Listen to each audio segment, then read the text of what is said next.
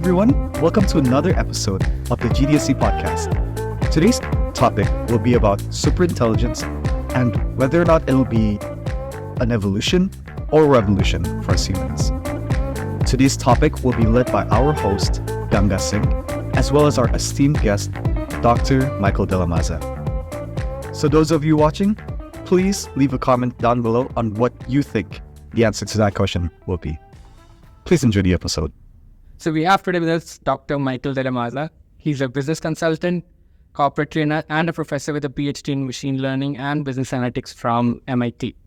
He was a VP of corporate strategy at Soft PCT, which got acquired by Microsoft in 2006, co-founded Enquirer, acquired by Oracle in 2011, and co-founded the New England F-hash user group. He's also the founder of the Heart Health Scrum and the Scrum Alliance Certified Enterprise Coach. He is also an author, wrote the book Rapid Chess Improvements. He's been a chess champion of US 2000 also. He's also an author. Like I said, the book he wrote, he wrote another book, How to Talk Comey Notes, which just got published last year. He has invested in multiple unicorns from seed fund, including S-Trends, Boom, Rappi, and Relativity Space. He's also very active on social media, especially on LinkedIn, and with very interesting thoughts. And so happened to be he won a public bet against Sam Altman back in 2020, which was about the valuation of startups. Dr. Michael, thank you for taking up the time. Welcome to the GDSC Podcast. Thank you. Thank you very much for that nice introduction. I appreciate hearing about myself. We tried to put that in the word. So, Michael, I have a question. You started your university academic journey at MIT in 1988 with a bachelor's in electrical engineering and CS, did a master's and ended up with a PhD in 1997. Yeah. That's a straight, without any break, straight from the bachelor's to the PhD. You have effectively studied the most consequential subject and doctorate in 9 years, but did not choose to go into academia, when most of the other would have chosen the traditional career and gone into academia and become tenured track at MIT. Why did you not choose the tried and tested track? Why did you decide to trek the road less traveled? Yeah, so at that time, computer science was not as big as it is today. And there were very, very few universities where real computer science research was done. And so, for example, I had a friend who became a professor at Princeton. And after 1 year, he came back and he said, guess how many graduate students I have? I said, 3 or 4. And he said, 0. Because none of the graduate students that we accepted our offers. So there are no new graduate students from UNED. So in those days, there was like a very, very steep cutoff. It's not like today where there's computer science everywhere. Computer science research was only done at a few places. So there weren't that many academic opportunities at that time. Okay. And getting into your first venture, how did you get into being the CSO for your first corporate venture, Soft PCT, and the company got late acquired by Microsoft? Yeah, so before I did that, I did Enquirer. And I did that while I was in graduate school with my office mate, Dennis Uret. And so we started that while we were still in graduate school, almost got kicked out for doing that. But we got some early funding from a very well-known angel investor who really helped us a lot. And then we got through the dot-com crash, which was quite difficult in early 2000s, and the company went on for another decade, and then was finally acquired by Oracle in 2001. So my question with this was, what was the idea? How did you find the market cap? Because it's not every day someone just become corporate acquires small company. So that was pretty straightforward because it was my office mate's thesis. It was his thesis, and we basically commercialized it. And so we turned it into a company. And so it was a natural language understanding company. You can think of it as a very, very early precursor to like the Google search engine or even ChatGPT, where we would help customer service agents answer questions. So it would create a database that was specific to the company, and then it would be able to answer questions like FAQs on that database. You mentioned that it was a thesis of your office mate, but it was an idea. You found something in the market and you came up with a thesis. You said it's something new. How can people like us, students like us, or today's generation, with that thing, everything is going AI. how can we find the similar kind of gap in today's time? Yeah. So my general advice for those things is to stop thinking and start doing. Is when you're outside looking in at something, it's incredibly difficult to find out what's going on because it's all about the details. It's all about the people that you meet. It's all about very specific conversations. And so the thing to do is to dive in and start talking to the customers, start talking to people who are in the field. And then all of a sudden, new ideas will come out. There is always room for someone who's willing to work hard in the right space.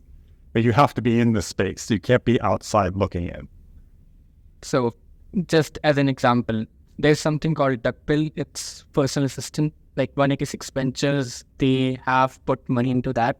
And it's just a personal assistant, like better version of Siri. So you tell everything and they market it as a AI assistant. And they've generated a lot of money. My question again comes to a point. Is it important for a person to be very good in the academia in terms of computer science, or it can be just done with the help of an idea and we can use today's technology to make it happen? Yeah, mostly it's the latter. I mean, there are very, very few things in the business world which require a very strong academic background. It's helpful, but that's not what causes people to be successful. Bill Gates is a college dropout. Mark Zuckerberg is a college dropout. Steve Jobs was a college dropout. So clearly education is not what leads to business success. Sam Altman also dropped out from Stanford. Yeah, Ed Altman dropped out from Stanford. The Google guys dropped out from Stanford. So you wrote an article, let's shift the gear, and you wrote an article on Medium about the AI is a new species, it's not a new technology. Yeah. And it was a very brief article, very concise article. It mentioned, you wrote that AI will not be likely, it won't be likely to us. Like there's something it will not have, for example, likeliness, like we have for other humans. AI will not have that likeness with us. And how about other companies are investing? And I think you mentioned two alternatives, which was either boosting our intelligence as biologically or taking into cooperation with the technology. I just want you to describe more of it because... Yeah, so I want to just start off with the idea that AI is a new species, not just a technology or a tool. I think that's very, very important. I think that's a minority opinion, but it's not a small minority, and I think it's increasing, right? So people say it's like the Industrial Revolution, or it's like the first PC, or it's like the internet. I don't think any of that is true. I think it's much, much, much bigger than that. So I think by 2040, human beings like us are not going to be the dominant intelligent anymore. Right? We're going to have a new species. And I think there are a few options. One is that there's just an AI superintelligence that's much, much smarter than any one of us. A second possibility is that there are superhumans, right? So there's like a brain-machine interface, or we're upgraded biologically. A third possibility is that we're in a perpetual AI war. And so this change is going to happen very quickly. I think it's going to take almost everyone by surprise. I don't think nation states are ready for it. I don't think international organizations are ready for it. I don't think individuals are ready for it. And so that's what I care about most right now. And that's what I'm writing about and thinking about the most. It won't be a straight timeline of boom, it's 2040 and something happened. It will be a gradual timeline. Like the technology, for example, recently Sam Altman said, so whatever happens in next 3 years will define next 30 years in terms of technology, in computing power or everything. So when you said 2040, you give it a very specific timeline. How do you see it is happening gradually and humans taking it or not taking it in? Yeah, so I think that the gradual part that begins now is just AI's infiltrating basically every field. So if we take a look at medicine, yep. There are these people called radiologists that look at X-rays and MRI images. Today, every single time that they apply an AI machine learning algorithm to that, the machine learning algorithm does better than the average doctor, right? And doctors are people with 10 years of experience. And here's an AI today beating it quite easily, right? We have self-driving cars. Self-driving cars exist today. There are thousands on the road today, and we're going to have more and more. So we see, at minimum, massive disruption across almost every job. If you look at retail and fast food, or something like half of people in the United States, that's where they get their first job. Yeah. Imagine a humanoid robot. A humanoid robot can make fries. A humanoid robot can sell you a handbag. So expect to see massive disruption over the next few years. And then the part that's very difficult to understand is if an AI gets smart enough to improve itself, then in a very short period of time, like minutes, days, months, it could go from being approximately as smart as we are to being much, much, much smarter than we are. And there we don't know what is going to happen. That is a gray area we don't know about. That's right. So how do you feel like social order will look like in terms of people? Right now we're having conversation. I'm from India. I'm from a different country. You're from a different country. How do you feel like in next 10 years or next 15 years from your experience in the past as well? How do you feel like social order changing? Yeah, so if we take the extreme and we all have brain-machine interfaces, right, then human communication is going to change radically. Right now, if you look at a typical business, you spend all of your time in meetings just trying to coordinate with other people, sending emails, sending Slack messages, etc. All of that goes away if we have a brain-machine interface, because just in the background, the computers are talking to each other and they understand each other perfectly. So that's a radical, radical change in human social behavior and social order. And so it's very, very difficult to understand how that is going to actually affect us.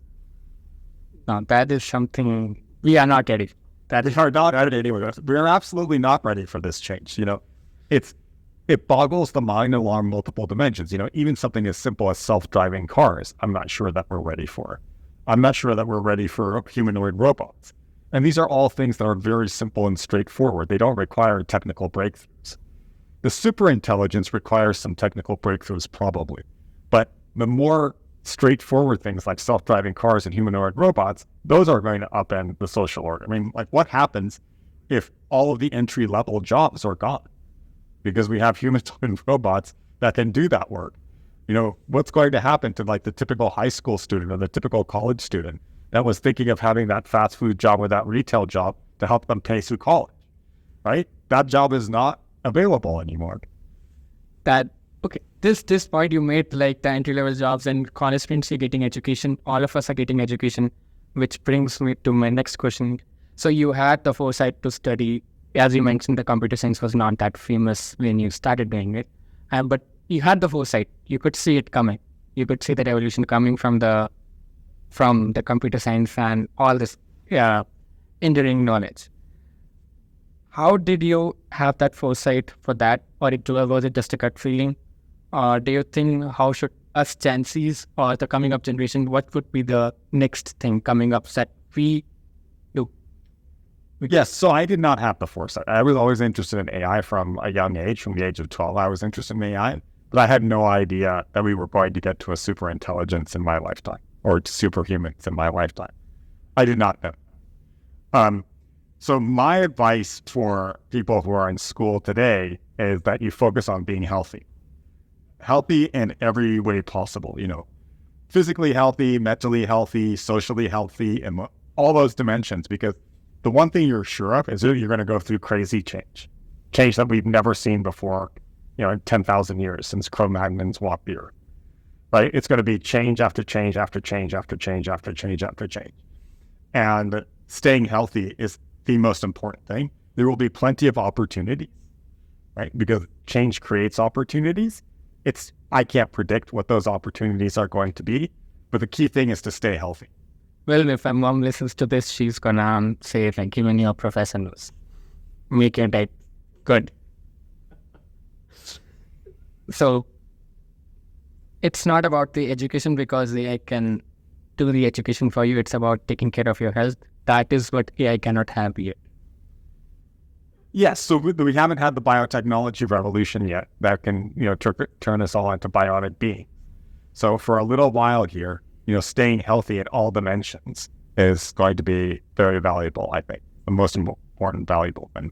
You mentioned that in your LinkedIn posts, and like when you go through our LinkedIn posts or Twitter X posts, you mentioned about Elon Musk also. I'm not trying to be political or I don't want any comment on that. Yeah. But do you feel like Elon Musk working on robots, saying that it's AI and the Neuralink, will that be the face of it? Or it will have a different kind of face. It will be something we put in inside our brains, or it will be something like alternating current we transmit it with wireless.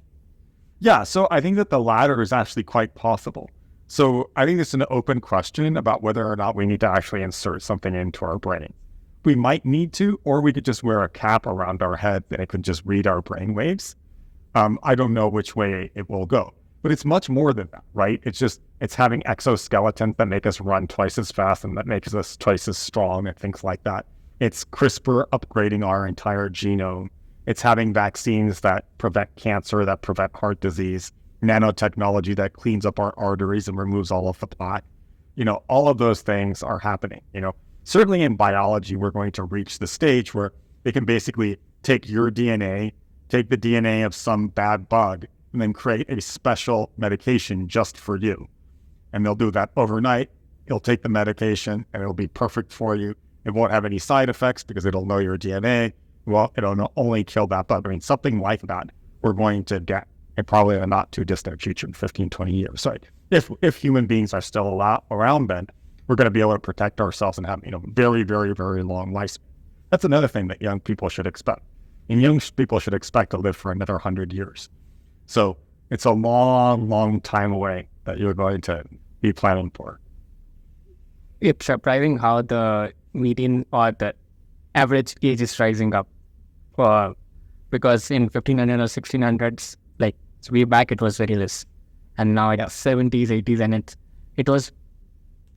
there's no peak. It's just going up, and up. Yeah, and I think that's actually another thing that we're not prepared for as a society. Right? We're not prepared for having, vast numbers of people who are over the age of 70 and who are highly capable, right? Because, they're going to be much younger than they are today, right? They're going to be able to do work. They're going to be able to engage in physical activity, et cetera, right? So we are not structured that way. Like our social security system in the United States is not structured that way. Our healthcare system is not structured that way. Our job market is not structured that way. So all of those changes are going to occur, and it's going to be very, very fast, right? One of these days, we're going to have a cancer vaccine for a certain cancer, and this huge entire area of early mortality is just going to disappear. Now you've mentioned job market. Yeah. Now you mentioned job market, and you went into angel investing after your successful corporate life, and you went into angel invest. How did you get into it? What was the first company you were just excited to get into angel investing because you made a lot of money, or was it some specific idea you saw it's gonna go big? It was the former. So I had an exit in 2011 when Enquirer was bought by Oracle.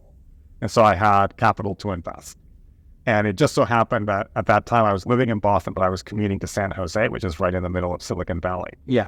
And so I got connected with an accelerator and then started investing there. And the first investment I made was in an Argentinian company that did accounting software. And they had a SaaS business. And SaaS was still pretty new at that time.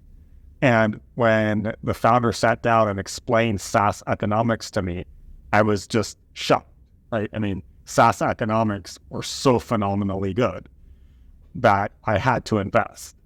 And obviously everyone now knows that SaaS economics are phenomenal. And so now it's possible just to get loans that are slightly above, a home mortgage in order to do a SaaS startup. But back then, and even today to some degree, you could get equity. It wasn't just a loan with, a fixed rate of interest. You could get equity in exchange for investing in a SaaS company. So it was really like shooting fish in a barrel. It was like very, very easy to do very well at the beginning of the SaaS way. Another thing can be the interest rates were quite low because the economy was still getting out of the 9/8 crash. The interest rate, they were kept low. And that's why, okay, it's a good thing. That was a good decision you made right there. It was a very on the point to the spot. Yeah, that was pure luck. I mean, I did not know that at that time. But yes, that was pure luck. So considering your expertise, are we losing something when now we being too reliant on, as you mentioned, we've been in the future. We've been in 2040. We've been in gradual increase in 2040. But currently being humans, the thing we do day to day, every day, right now, We're now being over-reliant on LLMs for every job. What are we using behind? Yeah, so we're going to lose humans, period, right? As I say, humans are not going to be the dominant intelligence in 2040. Right? So we are the last generation of human beings, right? There aren't going to be any more human beings after this, right? Not for much longer, right? We're either going to have brain-machine interface, or we're going to have genetic upgrades, or both, right? Or we're going to have an AI superintelligence, right? So this is it, right? Like, just like there are no Cro-Magnons around today, like just like there are no dinosaurs around today, there aren't going to be any humans around for much longer, right? So we are losing a lot. We're losing the entire species. Okay, I need to process this. It is a new thing, because when we as a kid, everyone as a kid, all of us, we had this, okay, by 20s, I'm going to do this, by 30s, I'm going to do this, by 40s, this is going to happen and everything. So at this point, it's, okay, we know life doesn't turn out as planned, but at this point, we know something is going to have a very big shift. And you mentioned that you have to be healthy to be able to take that shift. Yes, exactly. Healthy and mentally flexible. So don't have a big agenda for what you're going to be doing in your 20s, 30s, and 40s, and 50s and be tied to it. You have to be flexible, because the new things that are going to happen are just going to be extraordinary. Okay, I want to move into some of the geopolitics happening. For example, we say India might be next superpower. Yeah. It will not. Okay, I am very optimistic about it, but we're saying that because India has a very low average age of the population. Why China might not be the superpower in Asia? Because they have a very high average age. They don't have a productive workforce. They are the workforce which will be dependent on the producing age. With the exempting AI, with the innovation, do you feel like people in their 70s, 80s can do things, can not be the dependent ones and can be producing ones again? So I think that that's quite possible, but understand also that with humanoid robots, you now have an infinite workforce, right? So you don't need at least young people to do physical labor, because you can have humanoid robots do all of the labor that you want, right? And just robots in general do all of the things that you want. And that's actually one of the huge drivers in the United States and other parts of the world, to create these robots that just replace human beings. And so we are going to have an infinitely large workforce. So there isn't going to be a problem directly with that. And so I don't think that the advantage of having young demographics or old demographics is going to be that great. But, in the standard trajectory of the world, that would have been true. It's just that we're not going to have the standard trajectory of the world, right? Because we're going to have this AI explosion that's going to completely change things, right? We're going to be able to create, new intelligences for free, basically. Well, which brings me to one of the very last questions we have for today, which might spark a different discussion. That is, oil was the most important thing in the 20th century. Yeah. Data was the most important commodity in 21st century. What's coming? What's next? Yeah, so the obvious answer here is compute. That's the big bottleneck right now, right? We're still in the stage of AI, where if you double compute, you basically double progress. And that's still going to be the case for a while. And so, I'll give you a simple stock tip, which is NVIDIA is going to 10 trillion market cap. It's right now at 2 trillion. So that's a 5x return that you have there, because AI can take all of the compute that you throw at it for an extended period of time, right? So we're going to double the amount of compute to AI, and then double it again, and double it again, and then we'll see what happens. How did we get here? How did we get here? So we got here because we invented the computer around World War II. And it turns out that 100 years after you invent the computer, you get an artificial intelligence. So we invented just for the Morse code. To get a Morse code, we invented a computer, and we now here. Who would have imagined that? Yeah. The Prof would have imagined that. So you're saying energy or the computing competition will be the next commodity that hence, okay, we are not trying to change. It's not a big of that platform, but NVIDIA or any significant company which is working on computation. Yeah. What's your take on energy? Yeah, so I hear a lot of people say that we're limited by energy in computation, right? Because these data centers take up so much. And I just am very suspicious of that. So first of all, there's been just a huge explosion of renewable energy. So right now, today in California, at noon, when the sun is shining, solar power provides more than 100% of the power for the entire state. Okay? In Texas, there are more megawatts coming online for solar than are coming online for oil. And then, of course, we have this new generation of nuclear power plants. And so I would expect or would not be surprised if some big tech companies start building new data centers with their own power, right? So they build out first a solar power plant, and then they build out the data center, and the solar power plant powers the data center, and they're not even on the grid. They have their own local power. When we get this next generation of nuclear power plants, they'll have their own nuclear power plant. And so there'll be a Facebook power plant, and Apple power plant. They'll all have their own nuclear reactors to power their compute. And this will also be true of countries, probably. So that's if we don't get the super intelligence that just destroys all of humanity. Right? How do you feel like the democracy of countries? So there's this great quote by Ilya Sutskever, who's the chief scientist of OpenAI, who said that he thinks that AI is going to create infinitely stable dictatorships. I think that is one of the big challenges and problems, right? Is that anyone who gets a small edge in AI is going to be able to have extraordinary power. And how they use that power, we're going to find out. We're going to find out. It sounds scary. It's like it's extreme volatility. Extreme volatility is really big expected. And back and forth, right? Like big winners become big losers. People make $1 trillion overnight. People lose $1 trillion overnight. Massive destruction, massive construction. But you're going to see everything possibly within 15 years. Extreme volatility, like volatility that we've never seen before on this planet. Are you prepared for that? I'm trying to get prepared. I'm jogging every day to keep my health up. That we can see.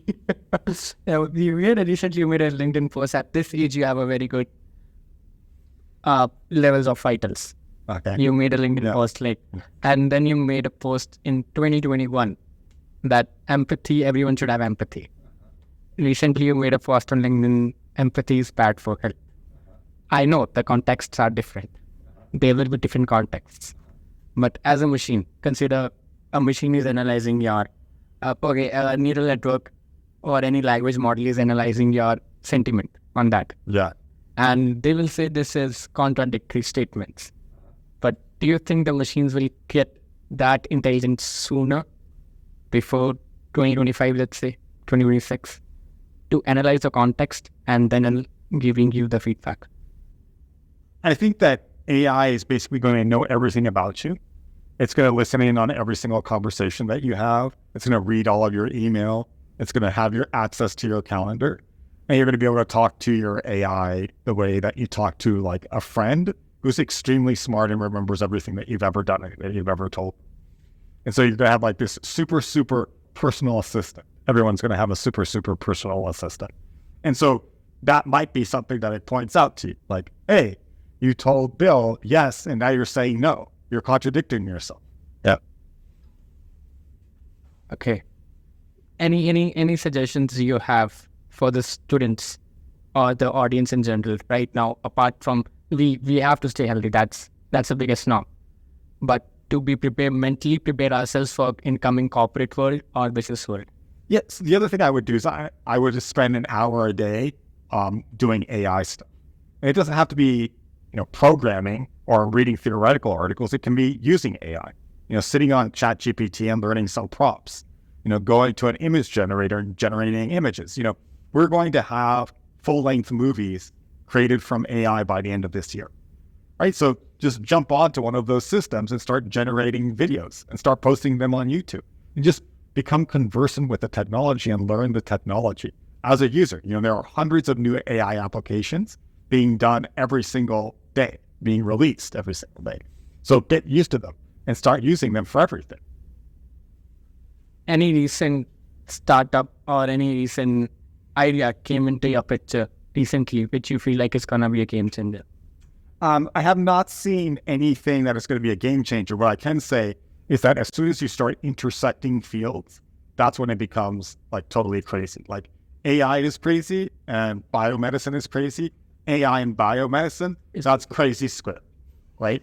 That's where it really is just completely off the hook. Like if you look at biology today, the way that they solve problems to a large degree, not totally, but is that they take an AI and they apply it to some problem that biologists have been working on for decades, and the AI finds a solution that human beings had never created, right?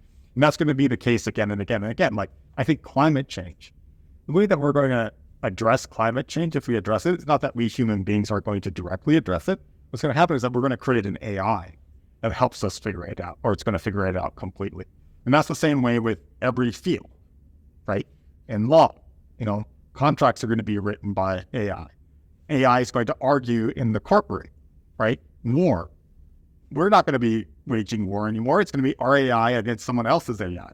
That's happening already. Exactly. And field after field after field, it's all about how do you insert AI?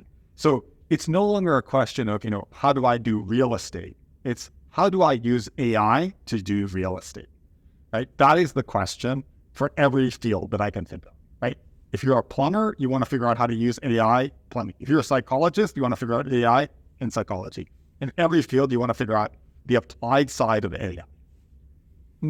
What do you think the size of population is going to shrink? So that is another place that it could be massively volatile, right? Because we could have a total war. We could have a super intelligence that decides to completely wipe us out. Or we could have a situation where we create this paradise on Earth because no one needs to work anymore because the AI is doing all of the work. We figure out how to redistribute the wealth, right? So there's a big fork in the road in many, many dimensions that's coming in the next 15 years. The utopia, the world you said, the paradise on Earth, the utopia. In the today's capitalistic world, where no one wants to lose profit, no one. Let's say Tesla, they're losing jobs. NVIDIA, even though they make all the big corporations which are making money, they have good PB ratios, but still they are cutting jobs in the short term. Do you think in the capitalistic world that the utopia will be possible? Because if people don't have to eat, people don't have a job, people don't have the money, and AI is doing everything. And we are just consumers, not producers. If I don't produce anything, then how are we going to survive? Yeah, I think it's extremely unlikely that the way the world is structured today, that we are actually going to be able to redistribute. So when it comes back to social order, I would expect 90% that AI is going to lead to extreme inequality, even more extreme than what we have today, because people who are good at AI and who have the best AI are going to be able to build billion-dollar companies with 5 people. And the people who are not good at AI are not going to be able to do that. And the wealth is not going to be redistributed. Well, that defines why Warren Buffett has kept $200 billion as the cash reserves for the coming period. I don't know if that cash is going to be helpful for the next decade or so. Any final thoughts? One for all and all for one. The 3 musketeers. Nice. Thank you, Professor. Thank you for your time. Thank you.